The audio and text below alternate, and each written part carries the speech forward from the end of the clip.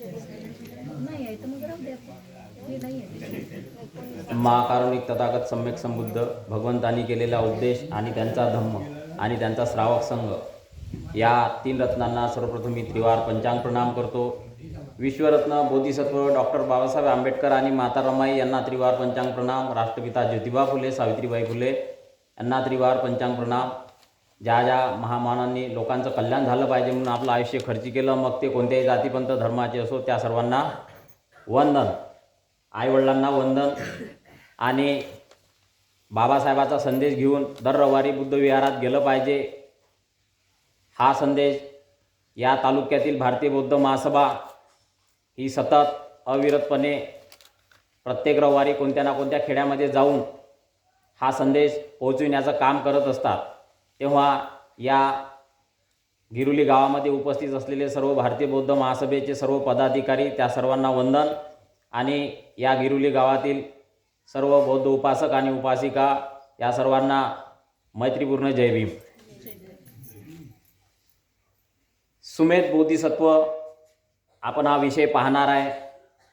तुम्हाला माहीत आहे, जेव्हा आपण वर्षवास सुरू होतो तेव्हा आपला ग्रंथ जो बाबासाहेबांनी दिलेला आहे बुद्ध आणि त्यांचा धम्म, हा जेव्हा आपण सुरुवातीला वाचनासाठी घेतो तेव्हा खंड क्रमांक 1, या खंड क्रमांक 1 मध्ये महामायाला स्वप्न पडलेलं आहे. सर्वांनाच माहीत आहे, महामायाला स्वप्न पडते आणि त्या स्वप्नामध्ये काय होते की आषाढ पौर्णिमेला ती त्या कपिलवस्तू नगरीमध्ये ती राजाची राणी असते, शुद्धोधन राजाची राणी असते महामाया. आणि ते उत्सव साजरा करण्याकरता करत असते.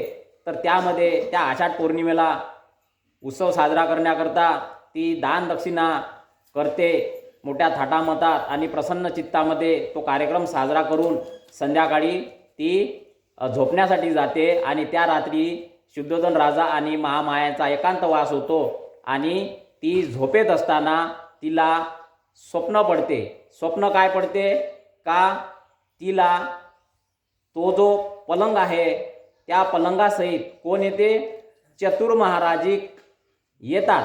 त्याला काय म्हणतो आपण, चतुर महाराजिक सत्व म्हणतो किंवा त्याला देवता म्हणतो. चतुर महाराजिक म्हणजे 4 महाराजिक किंवा 4 दिशेचे 4 महाराज असतात. ते त्या ठिकाणी येतात आणि तिला ते पलंगासहित उचलून कुठे घेऊन जातात, त्या पर्वतावर घेऊन जातात. आणि पर्वतावर नेल्यानंतर त्या 4 चतुर महाराज यांच्या ज्या देवतांच्या ज्या राण्या असतात त्या राण्यात तिला मानस सरोवराकडे घेऊन जातात. तिला स्नान वगैरे करून देतात आणि सज्ज करून तिला घेऊन येतात. घेऊन आल्यानंतर तिथे कोण येतो, तिथे सुमेध बोधिसत्व येतो. बघा, तिथे सुमेध बोधिसत्व येतो. आणि तिथे सुमेध बोधिसत्व आल्यानंतर तो काय म्हणतो, माझा काय म्हणतो, माझा या पृथ्वीवर शेवटचा जन्म घेण्याची इच्छा आहे, तेव्हा तू माझी माता होशील काय. ती मोठ्या प्रसन्न चित्ताने उत्तर देते आणि मग तिला जाग येते. बरोबर आहे की नाही. आता बघा पुस्तकामध्ये बुद्धाने त्याचा धम्म वाचत असताना हा सुमेध बोधिसत्व, बरोबर आहे की नाही. आणि तिकडे जो जन्म घेतो त्याचं नाव काय असते, सिद्धार्थ नाव असते. मग सिद्धार्थ काय बनतो, सिद्धार्थ बोधिसत्व बनतो. सिद्धार्थ बोधिसत्व. आणि इकडे काय आहे, सुमेध बोधिसत्व. मग हे तुम्हाला किंवा मला ह्या अडचणीचा विषय आहे का, सुमेध बोधिसत्व कोण आणि सिद्धार्थ बोधिसत्व, ह्या गोष्टी आपल्याला समजल्या पाहिजे. या गोष्टी समजण्यासाठी मी हा विषय तुमच्यासोबत मांडत आहे. तर सुमेध बोधिसत्व समजण्यासाठी आपल्याला त्रिपिटकामध्ये जो बुद्धाने त्याचा धम्म ग्रंथ लिहिला आहे, बाबासाहेबांनी जो त्रिपिटकामधून लिहिलेला आहे, त्यामध्ये जर आपण गेलं तर सुमेध बोधिसत्व आपल्याला सापडते. का सुमेध बोधिसत्व कोण, तर हा सुमेध बोधिसत्व बघा 4 असंख्येय 1 लाख कल्पापूर्वी, आपण कुठे चाललो आता, भूतकाळात चाललो. 4 असंख्येय 1 लाख कल्पापूर्वी एका मोठ्या श्रीमंत घराण्यामध्ये, एका गावामध्ये मोठ्या, ती अमरवती किंवा असं काही त्या गावाचं नाव आहे, त्या एका गावामध्ये श्रीमंत अशा कुटुंबामध्ये एक बाळ जन्म घेते. त्याचं नाव असते सुमेध. त्याचं नाव सुमेध असते. आणि थोडासा मोठा झाल्यानंतर, म्हणजे लहानच असतो, मोठा झाल्यानंतर लहानपणीच त्याचे आई वडील मरून जातात. त्याच्या घरी कोणीच नाही राहत, पण फार श्रीमंती असल्यामुळे तो एकटाच असतो, आईवडील नसतात. त्यामुळे त्याचा जो व्यवहार करणारा जो असतो, कोण असतो?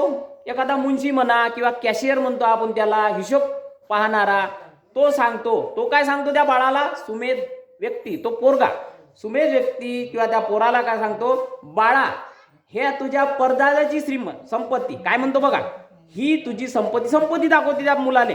ही संपत्ती तुझ्या परदादाची संपत्ती, ही तुझ्या आज्याची संपत्ती, आणि ही तुझ्या आईवडिलांनी कमवून ठेवलेली संपत्ती. मग तो विचार करतो की बघा, परदादानं संपत्ती कमावली, संपत्ती जिथं आहे तिथंच आहे, परदादा नाही आहे. वडील आजोबानं कमावलेली संपत्ती तिथंच आहे, आजोबा नाही आहे. वडिलांनी संपत्ती कमावली, इथेच आहे. आणि मीही संपत्ती कमावून ठेवीन तर संपत्ती इथंच राहीन आणि मी चालला जाईन. म्हणजे बघा काय चिंतन करतो तो लहान बालक, काय चिंतन करतो? संपत्ती आहे परंतु संपत्ती कमवणारे नाही. म्हणून तो काय करतो? हे सगळं त्यावेळेच्या रीतिरिवाजानुसार सगळी संपत्ती तो काय करतो? दान देऊन टाकतो. आणि तो काय करतो? संन्यासी बनतो. काय बनतो तो? संन्यासी बनतो. आणि संन्यासी बनून काय करतो? तो जंगलात जातो. अशा संन्यासी माणसाला काय म्हणतो आपण? तपस्वी. काय म्हणतो? तो तप करतो, त्याला काय म्हटलं जाते? तपस्वी म्हटलं जाते. म्हणून तो काय झाला? तपस्वी सुमेध. मी सुमेध बोधिसत्वापर्यंत नाही आलो, तो जागा झाला तपस्वी सुमेध. असा करता करता जंगलात राहता अजून तो काय करतो? ध्यानधारणा करत असतो, तप करत असतो. तप करत असताना मग काय करतो तो? बघा आता बघा किती सुंदर चिंतन करतो. चिंतन असा करतो की दुःख आहे, माणसाच्या जीवनामध्ये दुःख आहे, तसंच सुखही आहे. जन्म आहे, मरण सुद्धा आहे. बरोबर आहे की नाही? जन्म आहे, मरण आहे, दुःख आहे, सुख आहे. म्हणजे याचा अर्थ निश्चितच याच्यामधून निघण्याचा काहीतरी पर्याय असलाच पाहिजे, असा तो चिंतन करतो. मग चिंतन कसा करतो? एखाद्या व्यक्तीला, एखादा व्यक्ती दुर्गंधाने भरलेला आहे, दुर्गंध आहे, तो चिखलाने भरलेला आहे. चिखलाने भरलेला व्यक्ती त्याने असा विचार करावा की दूर कुठेतरी पाण्याचा स्वच्छ तळ आहे, पाण्याचा स्वच्छ तळ आहे. आणि त्याने तिथं काय करावं? त्या दुर्गंधी माणसाचं काम काय आहे? चिखलातून भरलेल्या माणसाचं काम काय आहे? का तिथं त्याने तळ्यावर जावे आणि तळ्यामध्ये जाऊन त्याने आंघोळ करून स्वच्छ व्हावे.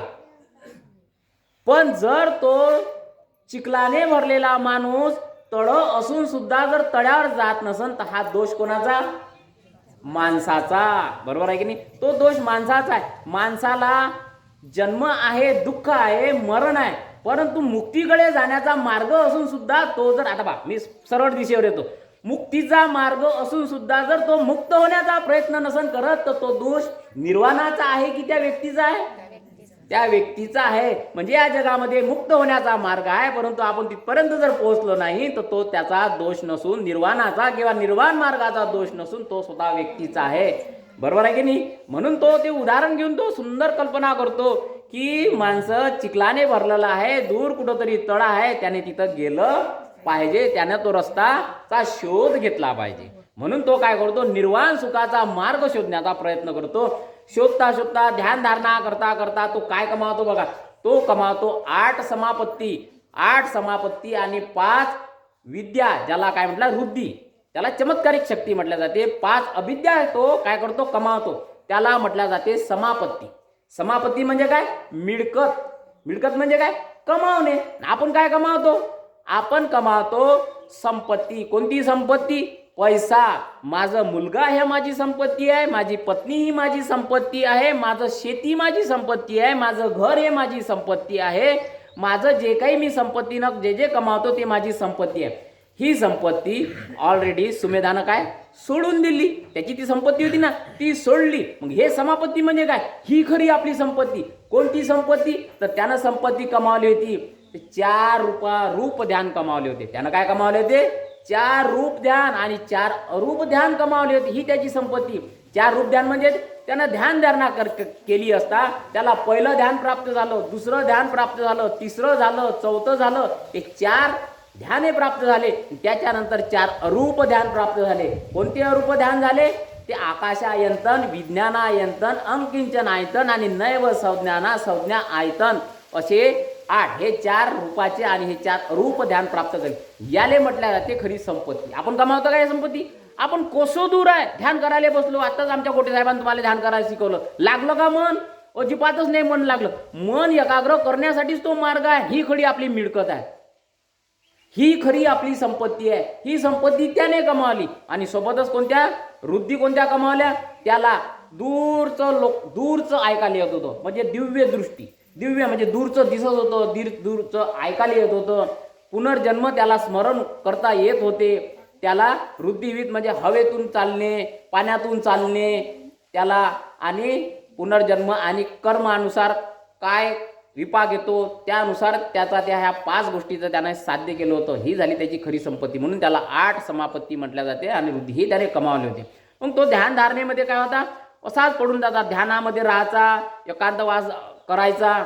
असंच काय झालं, एकदा तो कसा उडत चालला. कशाने चालला? हवेच्या मार्गाने उडत चालला आणि एका गावाखालून जात असताना त्याला गावामध्ये मोठे लोक काय करून राहिले? सणासारखे काय त्या गावाले सजून राहिले. कोणी झाडू करून राहिले, कोणी रस्ता सप्पा करून राहिले, कोणी तोरणं बांधून राहिले. जणू काही कोणातरी एखाद्या व्यक्तीचं स्वागत करून राहिले, जल्लोष करून राहिले. त्याला दिसलं, तो खाली उतरला आणि लोकांना काय म्हणते? अरे म्हणते तुम्ही काय करून राहिले? काय म्हणते तो? अरे म्हणते तुम्ही काय करून राहिले? लोक काय म्हणते? अरे तपस्वी म्हणते, तुला माहित नाही ह्या जगामध्ये, बघा ह्या जगामध्ये एक म्हणते सम्यक संबुद्ध, दीपंकर नावाचे सम्यक संबुद्ध उत्पन्न झाले, हे तुम्हाला माहित नाही? मी कोणाचं नाव घेतलं? दीपंकर, बरोबर आहे की नाही? सम्यक संबुद्ध सिद्धार्थ सम्यक संबुद्धाचं नाव नाही घेतलं. मी कोणाचं नाव घेतलं? दीपंकर सम्यक संबुद्धाचं नाव घेत आहे. दीपंकर सम्यक संबुद्ध उत्पन्न झाले हे तुम्हाला माहित नाही. मग तपस्वी समेत काय म्हणते? ओरे म्हणते बुद्ध नाव हे तर दुर्लभ आहे, बुद्धाचं दर्शन हे तर त्याहीपेक्षा दुर्लभ आहे. बुद्ध नाव दुर्लभ आहे हे आता तुम्हाला वाटतच, कारण की तुम्ही बुद्ध शासनात आहे म्हणून तुमचा बुद्ध हे तुमच्या तोंडपाठ आहे. परंतु जेव्हा बुद्ध धम्माचा लोप होतो तेव्हा बुद्ध हा शब्द सुद्धा लोप होऊन जातो ह्या जगामध्ये. म्हणून बुद्ध हा शब्द, म्हणून सुमेत काय म्हणते? बुद्ध शब्द एकने दुर्लभ आहे, त्यांचं दर्शन होणे हे किती महापुण्याची गोष्ट आहे. म्हणून तो काय म्हणते? गडे हो म्हणते, तुम्ही हा जो रस्ता साफसफाई करून राहिले म्हणते, हा साफसफाई करण्याचं पुण्य का मला करू द्या म्हणते, मलाही पुण्य प्राप्त करू द्या म्हणते. म्हणून तो रस्ता साफ करतो. साफ करत असताना त्या रस्त्यामध्ये काय असते? चिखल असते. तो चिखल असते, चिखल साफ करण्यासाठी गुंतला असते. इकडे भगवान सम्यक संबुद्ध रस्त्याने येऊन राहिले, त्यांचा श्रावक संघ सुद्धा येऊन राहिले. भगवान सम्यक संबुद्ध दीपंकर रस्त्याने येत आहे आणि त्यांचा संघ सुद्धा मोठ्या प्रमाणात येत आहे. ते येत असताना हा पटपट चिखल तो सप्पा करायला लागत असतो. परंतु जवळ येताच त्याच्या लक्षात असं आहे ते का हा चिखल तर काही सप्पा होऊन नाही राहिला, बरोबर आहे की नाही? काही केला काही राहिला. म्हणून तो पाहते भगवान समोरच आहे, म्हणून तो पाहते. जेव्हा सम्यक संबुद्धाला तो पाहते तेव्हा तो प्रसन्न चित्त होते. सम्यक संबुद्धाची दिव्य शरीर आणि तो पाहता क्षणी तो प्रसन्न होऊन जाते, त्याला आनंद होते. आणि पाहता क्षणी तो काय म्हणते? मला म्हणते भगवान बुद्धाचे काय झाले? दर्शन झाले, सुलाभ झाला, लाभ झाला. मग काय? मग त्याच्या मनामध्ये काय, चित्तात उत्पन्न काय होते? मलाही पुण्यकर्म करण्याची संधी उपलब्ध झाली पाहिजे. म्हणून ते म्हणते काय, चिखलातून भगवान गेले नाही पाहिजे. काय असा विचार करते? चिखलातून त्यांच्या पायाला चिखल सुद्धा लागलेला नाही पाहिजे. म्हणून तो काय करते? तो उलटा पोटावर झोपून जाते, उबळा पडतो चिखलावर. बघा चिखलावर तो असा उलटा पडते आणि काय मनामध्ये विचार आणते? भगवानांनी चिखलातून न जाता माझ्या पाठीवर पाय देऊन जावे, समर्पण करतो. तो बुद्धांच्या प्रती आपलं जीवन काय करतो? तो समर्पित करतो की भगवंतांनी पाठीवर जाऊन पुढे जावे. हे चित्तामध्ये त्याच्या जे उत्पन्न झाले हा विचार, ते कोण पाहून राहिलं? तिथे बाजूला उभे असलेले दीपंकर सम्यक संबुद्ध जाणतात त्याच्या मनामधलं, त्यांच्या मनामधलं जाणतात की सुमेध हा विचार करून राहिला. सोबतच सुमेध काय विचार करते माहिती आहे काय? अजून तो संकल्प करतो. बघा संकल्प फार महत्वाचा आहे. तो संकल्प कसा करतो की मी सुद्धा काय करतो? सुमेध तपस्वी काय संकल्प करतो? मी सुद्धा या दीपंकर भगवानासारखा मी सुद्धा सम्यक संबुद्ध हो, मला सुद्धा सर्वज्ञता प्राप्त हो. ज्याप्रमाणे दीपंकर भगवान बुद्ध असंख्य लोकांना निर्वाणाकडे घेऊन जातात, त्याचप्रमाणे मी सुद्धा बुद्ध होऊन लोकांना काय करो, लोकांच्या कल्याणासाठी, लोकांच्या सुखासाठी मी सम्यक संबुद्ध होऊन लोकांना दुःखातून मुक्त करो आणि लोकांना निर्वाणाकडे घेऊन जाऊ, असा तो पौढल्यास काय करतो, विचार करतो, असा संकल्प करतो. हे संकल्प कोण जाणतो, दीपंकर भगवान जाणतात. मग तिथं भगवान काय म्हणतात, मग भगवान म्हणतात त्यांच्या भिक्षू संघाला काय म्हणतात, भिक्षूंनो. दीपंकर भगवान बुद्ध काय म्हणतात, भिक्षूंनो तुम्ही या पडलेल्या सुमेधाला पाहता काय, हो म्हणते. हा काय विचार करतो म्हणते, हा असा विचार करतो, संकल्प करतो म्हणते की मला ही सम्यक संबुद्धत्व प्राप्त हो. मग त्याची तिथं भविष्यवाणी करतात. दीपंकर सम्यक संबुद्ध तिथं त्या सुमेधाची भविष्यवाणी करतात. काय म्हणतात, इथून येणाऱ्या भविष्यामध्ये, कोणत्या भविष्यामध्ये, 4 असंख्य 1,00,000 कल्पानंतर हा त्याचा वडील राजा शुद्धोधन असेल आणि महामाया आई असेल. या आईवडिलाच्या पोटी जन्म घेऊन तो त्याचा अंतिम जन्मामध्ये सम्यक संबुद्धत्व सर्वज्ञता प्राप्त करील आणि हा पण बुद्ध बनेल, अशी त्याची त्या ठिकाणी काय करतात, भविष्यवाणी करतात. जेव्हा तिथून भविष्यवाणी करतात तिथून हा सुमेध तपस्वी किंवा तापस म्हटल्या जाते, हा काय बनतो, तिथून भावी बुद्ध बनतात आणि त्याला म्हटल्या जाते सुमेध बोधिसत्व. तिथून काय नामकरण होते त्यांचं, सुमेध बोधिसत्व होते आणि तिथं त्याची भविष्यवाणी करतात. आता तुम्ही म्हणाल 4 असंख्य 1,00,000 कल्प काय आहे, बरोबर आहे की नाही. 4 माहीत आहे सगळ्यांना, असंख्य म्हणजे अगणित, त्याची गिनती करता येत नाही, त्याला म्हटलं जाते अगणित. अगणित काय आहे, 4 असंख्य 1,00,000 कल्प. कल्प म्हणजे काय, बरोबर आहे की नाही. एकदा भगवंताला एका भिक्षूंनी विचारलं, कल्प किती मोठा असतो, आपल्याला माहित पाहिजे ना, हे संख्या माहित पाहिजे तुम्हाला, कल्प किती मोठा असते. भगवंत म्हणतात त्याची तुलना करता नाही येत, त्याची गिनती करता नाही येत, ह्या फार मोठा असते, असे आकड्यात सांगता नाही येत. इतके लाख करोड, इतके अब्ज करोड, इतकी असे संख्या सांगता येत नाही. तर मग कशा पद्धतीने सांगता येईल, काय उपमा देतं, हा उपमा देता येईल, बरोबर आहे की नाही. उपमा देता येईल. तर उपमा कशा पद्धतीने सांगितली आहे की एक मोठा असा समजा 5-6 किलोमीटरचा असा लांब असा गड्डा, 5-6 किलोमीटर रुंद आणि लांब असा चौकोन गड्डा करायचा आणि एवढा मोठा गड्डा आणि खाली गड्डा, बरोबर आहे की नाही. असा गड्डा करायचा आणि त्या गड्ड्यामध्ये काय आणून टाकायचे, सरसू आणायचे, बारीक बारीक असते ना सरसूचे दाणे, किंवा तीळ आणून टाकायचे, बंडीनं ट्रकानं तीळ आणून टाकायचे. समजा 6 किलोमीटर असा गड्डा केला, मी अंदाज सांगत आहे, बरोबर आहे. 6 किलोमीटर असा रुंद, 6 किलोमीटर लांबी आणि 6 किलोमीटर खोल असा गड्डा करायचा आणि त्याच्यामध्ये तीळ भरून टाकायचे, त्याच्यात माती काढायची आणि त्याच्याऐवजी काय भरायचं, तीळ भरायची. आणि 100 वर्षातून एकदा, किती वर्षातून एकदा माहिती आहे काय, 100 वर्षातून एकदा एक माणूस त्या ठिकाणी यावा आणि एकच तीळ घेऊन जावा, बरोबर आहे. 100 वर्षातून यावा आणि एकच तीळ तिथून घेऊन जावा. तो गड्डा मधले जे तीळ आहे ते कधी संपन, अंदाज करावर, कधी संपन, ते संपन ना, एक काढीन ना असा, मग त्याची गणती करता येईल का, सांगता नाही येत. एवढं ते तरी तीळ लवकर संपून जाईल, पण कल्प त्याच्यापेक्षा मोठा असतो, ते संपून एवढा मोठा कल्प असते, बरोबर आहे की नाही. एवढा मोठा कल्प असते. असे किती, 1,00,000 कल्प, एका कल्पाची गोष्ट करत आहे, असे 1,00,000 असे. आणि त्याच्या अगोदर काय सांगितलं मी, 4 असंख्य 4 अगणित, म्हणजे असे जे कल्प आहे असे अगणित कल्पांचा एक असंख्य कल्प बनतो, असे 4 असंख्य. काही अंदाज लावता येईल काय, आपल्या अंदाजाच्या पलीकडे आहे. इतकं भूतकाळात गेलो आपण, इतक्या भूतकाळातली गोष्ट सांगितली मी तुम्हाला, बरोबर आहे की नाही. मग तिथे त्याचं स्वागत केलं, त्याच्यावर तिथं जे समुदाय जमा झाला होता, त्या नगरातील जो काही समुदाय जमा झाला, तिथे जे उपासक मंडळी होती त्यांनी भावी बुद्ध म्हणून काय केली, त्या सुमेध बोधिसत्वाची काय केली, पूजा केली. मग भगवान दीपंकर निघून गेले आणि त्याची पूजा केली तिथच्या उपासकांना. आणि तिथले उपासक काय करते, तिथचे उपासक सुद्धा संकल्प करतात. काय संकल्प करतात, संकल्प मी मगाशी बोललो, संकल्प फार महत्वाचे. तुम्ही काय संकल्प करता हे मी तुम्हाला सांगतो. तिथले लोक काय संकल्प करतात, जर का म्हणतात जर ह्या दीपंकर सम्यक संबुद्धाच्या काळामध्ये जर आम्ही मुक्त नाही झालो, तर हे जेव्हा सम्यक संबुद्ध बनतील त्यावेळेस आम्ही यांच्या हातून किंवा यांच्या मार्गदर्शनानुसार किंवा यांच्या बोधी प्राप्त झाल्यानुसार, यांच्या धम्मदेशनानुसार आम्ही ह्या जगामधून या दुःख आणि जन्म जरा यापासून आम्ही मुक्त हो, असा काय करतात ते संकल्प करतात.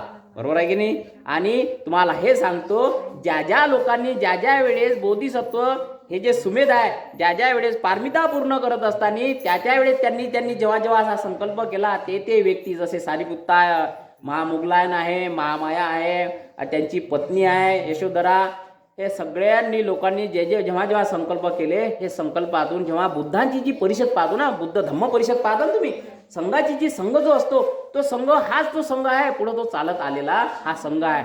तो संघ चालत आला, त्यांच्या संकल्पानुसारच त्या भगवान बुद्धाच्या धम्म परिषदेमध्ये ते आले आणि ते सुद्धा भिक्षू बनले आणि भिक्षू बनून निर्वाण पदाला प्राप्त झाले. बरोबर आहे की नाही. मग सुमेध बोधिसत्व असा विचार करतो, अरे भगवंताने जी मला भविष्यवाणी केली की मी बुद्ध बनणार, मग बुद्ध बनण्यासाठी मी काय केलं पाहिजे. काय विचार करतात ते, बुद्ध बनण्यासाठी मी काय केलं पाहिजे म्हणून ते चिंतन करतात की ज्या गोष्टीची आवश्यकता आहे त्या गोष्टी मी केल्या पाहिजे. मग काय केल्या पाहिजे, पारमिताचा अभ्यास केला पाहिजे. मी काय केला पाहिजे, पारमिताचा अभ्यास केला पाहिजे. पारमिता काय, त्यांनी कोणकोणत्या पारमिताचा अभ्यास केला, दानाची पारमिता केली, शीलाची पारमिता केली, नैष्कर्म्य पारमिता, प्रज्ञा पारमिता, वीर्य पारमिता, सत्य पारमिता, शांती पारमिता, बरोबर आहे की नाही, उपेक्षा पारमिता, मैत्री पारमिता, अधिष्ठान पारमिता, या अशा 10 परमार्थ पारमिता, उपपारमिता, अशा पद्धतीने ह्या पारमिता पूर्ण केल्या. त्यामध्ये जेव्हा बुद्ध काय म्हणतात, म्हणजे हे बुद्ध काय म्हणतात, मी जर त्यावेळेस सुमेध बोधिसत्व असतो आणि मी जर असा जरी संकल्प केला असता किंवा असा जरी विचार केला असता की मला भावी बुद्ध न होता मी या दीपंकरा भगवान बुद्धाच्या काळातच त्यांच्या संघामध्ये सामील होऊन भिक्षू होऊन जर मी विचार केला असता की मी निर्वाण पद मला भेटलं पाहिजे नसतं, तर मी निर्वाण प्राप्त त्याच वेळेस केलं असतं. त्यावेळेस जर निर्वाण प्राप्त केलं असतं, हे बुद्धाचं शासन असतं काय, हे बुद्धाचं शासन नसतं. पण त्यांनी तो संकल्प असा केला म्हणून बुद्ध या काळात जन्म घेतले आणि आपल्याला बुद्ध शासन पाहायला मिळालं. मग मला सांगा, याला काय म्हटलं, हा जो बुद्धाचं शासन आहे, हे जे आता हा जो कल्प आहे याला काय म्हटलं जाते, भद्रकल्प म्हटलं जाते. याला काय म्हटलं जाते, भद्रकल्प.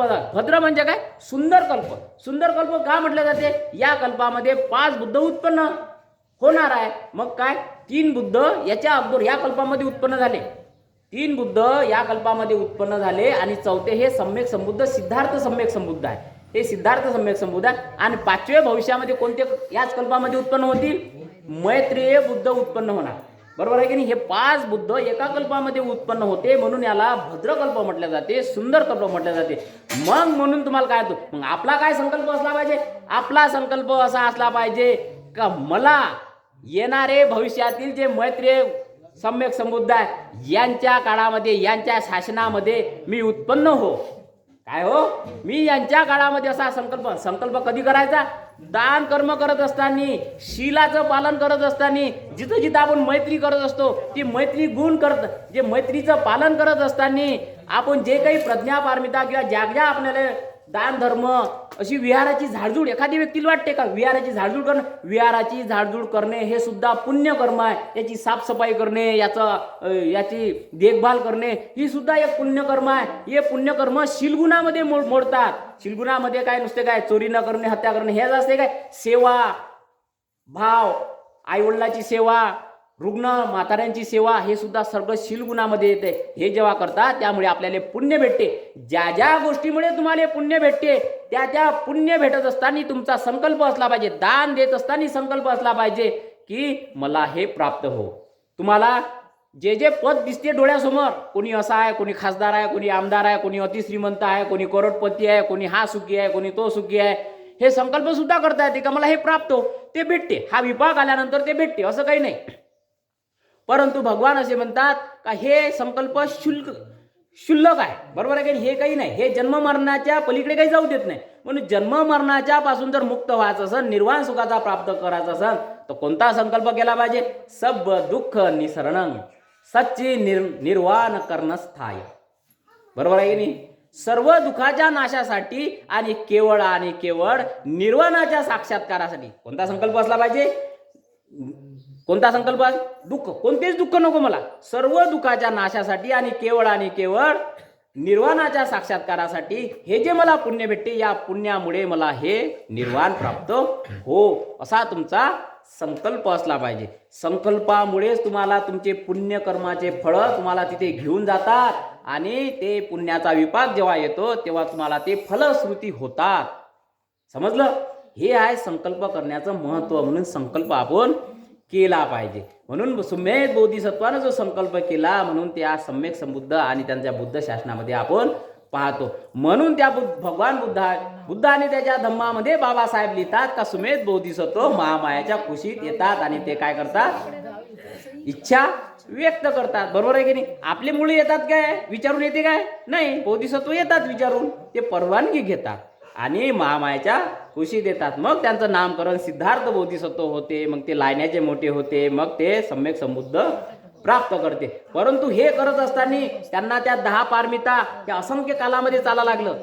बघा, त्यांनी जो संकल्प केला होता, दीपंकर नावाचे भगवान बुद्ध कोणते होय?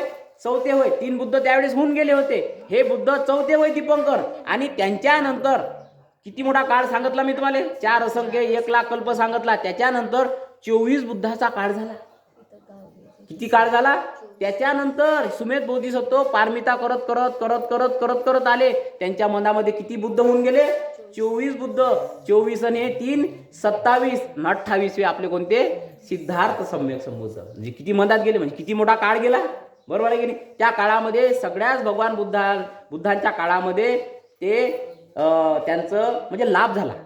त्या सुमेध बोधिसत्वाला पारमिता करत करत असताना जेव्हा जेव्हा बुद्ध उत्पन्न व्हायचे तेव्हा तेव्हा ते सुद्धा त्यांच्या काळामध्ये जन्म घ्यायचे त्यांच्या काळामध्ये, आणि ते सुद्धा त्यांना सेवा करायची, त्यांच्या संघामध्ये सामील व्हायचे, त्यांना भोजनदानालय बोलावायचे आणि पुण्य काय करायचे, प्राप्त करायचे. हे सगळं करत करत करत करत 10 पारमिताचा डोंगर पूर्ण केला आणि अंतिम जन्म त्यांनी काय केला, सिद्धार्थ म्हणून घेतला. आणि सिद्धार्थ म्हणून जन्म घेऊन त्यांचं सम्यक संबुद्धत्व प्राप्त झालं. सोपं आहे काय सम्यक संबुद्ध बनणे? दुर्लभ अशा गोष्टी आहे. दुर्लभ कशा आहे? सम्यक संबुद्ध जर व्हायचं असलं तर काय म्हणतात माहिती आहे काय, 8 गोष्टीची परिपूर्णता पाहिजे. एखाद्या व्यक्तीला जर तुम्ही संकल्प करू शकता, कोणीही व्यक्ती सम्यक संबुद्ध होण्याचा संकल्प करू शकतो. तो संकल्प करण्यासाठी 8 गोष्टी परिपूर्णता झाली पाहिजे. कोणती माहिती आहे काय? तो व्यक्ती मनुष्यामध्येच जन्म घेतला पाहिजे. देवतामध्ये नाही, अपायगतीमध्ये नाही, प्राण्यांमध्ये नाही, तो मनुष्य असला पाहिजे. मनुष्य असताना तो पुरुष योनीमध्ये जन्म घेतला पाहिजे. आणि त्याच्यानंतर त्याने 8 समापत्ती काय केल्या, त्याने घराचा त्याग केला पाहिजे. 8 समापत्ती मी तुम्हाला सांगितलं, त्या संपत्ती कमावलेल्या पाहिजे. आणि त्याची निर्वाण म्हणजे आर्य अष्टांगिक मार्ग म्हणा किंवा निर्वाण सुख प्राप्त करण्याचा मार्ग त्याने प्राप्त करण्यासाठी त्याने अविरतपणे झटलं पाहिजे. हा पण त्याच्यामध्ये गुण असला पाहिजे. बुद्धांना त्याचं जीवन समर्पित केलं पाहिजे. जे बुद्ध आहे, बुद्धासमोरच ही याचना करता येते. त्याने बुद्धासमोर याचना केली ना, मला आपण सम्यक संबुद्ध झालं पाहिजे. सम्यक संबुद्धासमोर त्याने याचना केली पाहिजे. भगवान बुद्धांप्रती त्याने सगळं आपलं जीवन काय केलं पाहिजे, समर्पित केलं पाहिजे. समर्पित केलं, चिखलात झोपला ना त्यानं. सुमेध काय केला, चिखलात झोपला, आपलं जीवन समर्पित केलं, असं केलं पाहिजे. आणि ज्या पारमिता आहे त्या पारमिताचा अभ्यास केला पाहिजे. ह्या गोष्टी जेव्हा परिपूर्णता होतात तेव्हा एक बुद्ध एका बोधिसत्वाची काय करतो, तिथे भविष्यवाणी करतो की हा सुद्धा एक बोधिसत्व होऊ शकतो. म्हणजे एवढ्या मोठ्या गोष्टी पाहिजे. सहज होऊ शकते काय? याच्यासाठी खूप मोठे प्रयत्न आहे. साधं सोपं नाही आहे. महान असं कठीण गोष्ट आहे. म्हणून भगवान बुद्धाचा जन्म होणेच तर दुर्लभ आहे. दुर्लभो उत्पादो, बरोबर आहे, दुर्लभ आहे. म्हणजे भगवान बुद्ध उत्पन्न ह्या जगामध्ये कठीण काय आहे, तर या गोष्टीमुळे कठीण आहे. ह्या सगळ्या गोष्टी कठीण आहे. आणि बुद्ध शासनामध्ये आल्यानंतर जेव्हा आपल्याला ह्या गोष्टी भेटते तेव्हा आपण भगवान बुद्धाप्रती, धम्माप्रती, संघाप्रती श्रद्धा चित्त होऊन बुद्धाचे 9 गुणाचे स्मरण केले पाहिजे, धम्माच्या 6 गुणाचे स्मरण केले पाहिजे आणि संघाच्या 9 गुणाचे स्मरण केले पाहिजे. स्मरण करून आपण ध्यान धारणा केली पाहिजे आणि पहिलं, दुसरं, तिसरं ध्यान हे आपण प्राप्त केलं पाहिजे आणि त्या निर्वाण सुखाच्या मार्गाकडे गेलं पाहिजे का नाही. ह्या साऱ्या गोष्टी सांगण्यासाठी मी तुम्हाला बोधिसत्व सुमेध सांगितला समजून. बरोबर आहे की नाही? हे बोधिसत्व सुमेध जेव्हा तुम्हाला आम्ही समजून सांगू तेव्हा तुमच्या लक्षात येईल का सुमेध बोधिसत्व असे आहे. बरोबर आहे की नाही? असे हे बोधिसत्व सुमेध यांनी या पारमिता पूर्ण करून सम्यक संबुद्धत्व प्राप्त केलं. आणि आपले संकल्प असे असले पाहिजे. संकल्प तुम्हाला मी समजून सांगितले, संकल्प असे करा म्हणजे तुमचं खूप मंगल झाल्याशिवाय राहत नाही. तेव्हा सुमेधाची तुम्ही ही जी गोष्ट ऐकून घेतली, सुमेध बोधिसत्व कोण, शांत चित्ताने तुम्ही ऐकून घेतलं. त्याबद्दल मी तुमचा धन्यवाद व्यक्त करतो. आणि मोठ्या शांत चित्ताने या गिरुली गावातील सर्व उपासकांनी ऐकून घेतलं माझं म्हणणं, त्याबद्दल सर्वांना जय भीम करतो आणि तेच थांबतो. साधू साधू साधू.